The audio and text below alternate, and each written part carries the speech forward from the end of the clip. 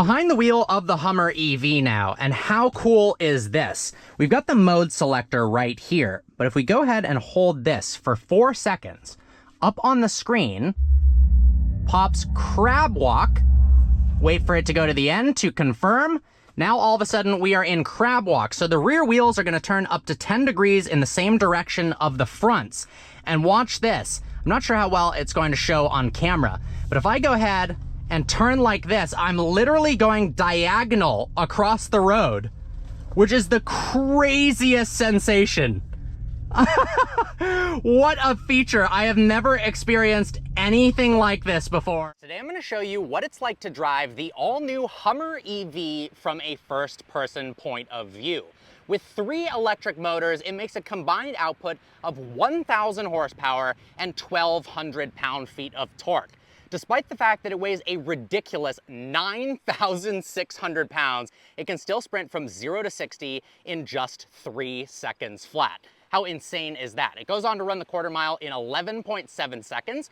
With a 205 kilowatt hour battery, it's got 329 miles of range. It's also got an off-road mode that can lift the air suspension by up to 6 inches to make sure it can clear some serious stuff. Now, how cool are the front headlights? Not only do they work as, of course, headlights with a light bar, they're also turning indicators that work in sequence, but when you plug the car into charge, it turns blue, and it's got these little blue bars to let you know how much the car is charged. It's also got a front trunk, so if we double tap that, automatically that front trunk will start to raise upwards.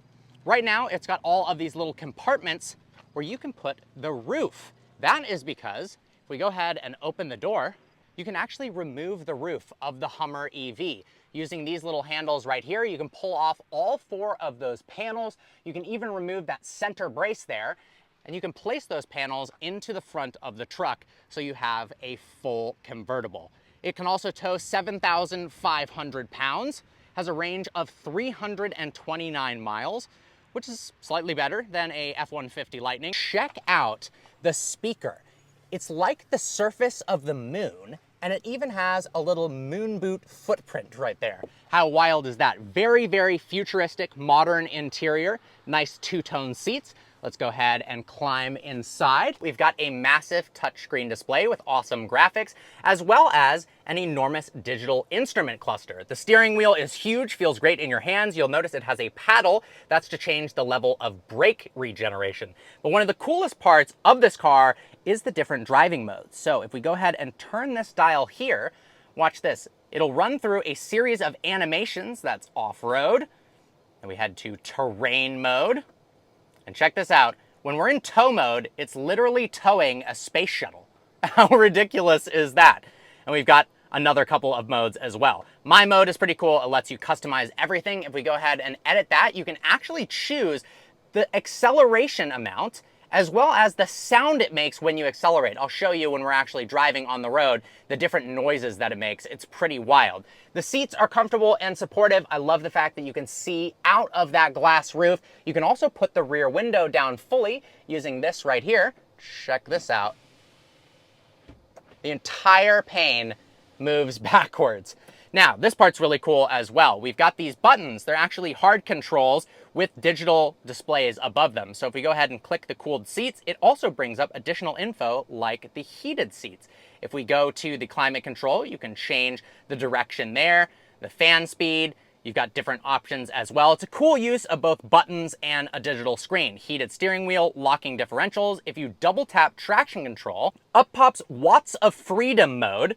Effectively launch control, where you click continue, the vehicle lowers, and then you can sprint from 0 to 60 in 3 seconds flat. It also shows you in this cool, almost Halo 3 style area. Motor sound, off-road, acceleration, adrenaline, and off we go. Now, when we have the motor sound in off-road, it makes some pretty darn crazy noises. I'll let you listen to this.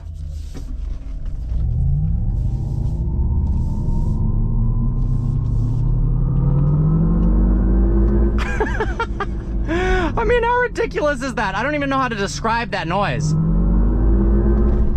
It sounds like some weird spaceship. I really liked it at first, but after a while in off-road mode, it does start to get annoying because it's on acceleration and deceleration, so you hear it just constantly, even if you give it 2% throttle. But you can turn that off. If you go back to motor sound and you put it into normal, when you're just slightly on the throttle, you don't really hear it whatsoever. But when you're fully on it, you hear it a little bit more. I love the instrument cluster, fully digital, looks really nice. The graphics on the multimedia system are fantastic. It's such an open, airy experience inside of the Hummer EV. And the suspension is surprisingly impressive. Not only does it ride very, very nicely over bumps, it is unbelievably comfortable. It doesn't have a ton of body roll either, so when you push it around a corner, it actually stays relatively planted, which is surprising. You'd think for something this big, a 9,600 pound vehicle, it would tilt, sway side to side and have tons of body roll, but that's not the case whatsoever. So the fact that it's comfortable on the road, you can push it at higher speeds around corners, and then you can also off-road it all at the same time is very, very impressive. Visibility is fantastic, as is the turning radius. Because we have that rear axle steering, its ability to maneuver and make that turn, it's so easy. And it is ridiculously fast. All of the windows around you, such an open, airy cabin. I love the fact that you can remove the roof to take that off and store it in the front trunk, so you have a full-on convertible, which is just such a cool experience to be able to have. I will say it feels enormous on the road. It's such a commanding presence, but it takes a little while to get used to, especially, wow, when we've got to go through this small 2-lane road with another giant Ram truck coming towards us. But figuring out where the corners of the vehicle are is a little bit tricky, so it is a tiny bit intimidating to drive this from a size perspective. Now, from a power perspective, not at all. The pedal ramps smoothly, and in fact, the horsepower and torque, I believe, don't become fully available until higher speeds. So you're not getting that 1,200 pound-feet of torque and 1,000 horsepower right off the line, unless you're using the Watts of Freedom launch control mode, which to activate, you go ahead and double tap the traction control off button, and then it brings up the Watts of Freedom display, and you can do 0 to 60 in 3 seconds. It is so comfortable though. This would be such an amazing road trip car. With a range of 329 miles, you could legitimately road trip this. Unfortunately, charging infrastructure just isn't as well developed for any car other than Tesla. Having driven a fair amount of EVs that aren't Teslas, dealing with their supercharging networks, it's just kind of a pain, and usually they don't charge as fast, but I imagine it's going to get better and better. They do say that you can charge 100 miles of range in 10 minutes with fast charging, so it is capable, if you find a functional working fast charger, to charge this thing pretty darn quickly. Now, the brakes aren't the best. It slows down from 100 miles an hour to 0 in 504 feet, and it does experience some brake fade after you hit the brake pedal multiple times in a row. But I mean, a 9,600 pound car, it's basically like an armored military truck. The fact that it accelerates this fast is insane. And the fact that it weighs this much and is still agile and still has a range of 329 miles truly is an incredible feat. So I am really, really impressed by GMC. There we go. That rear axle steering, so nimble. A normal huge all-wheel drive car would have struggled to go around that tight U-turn.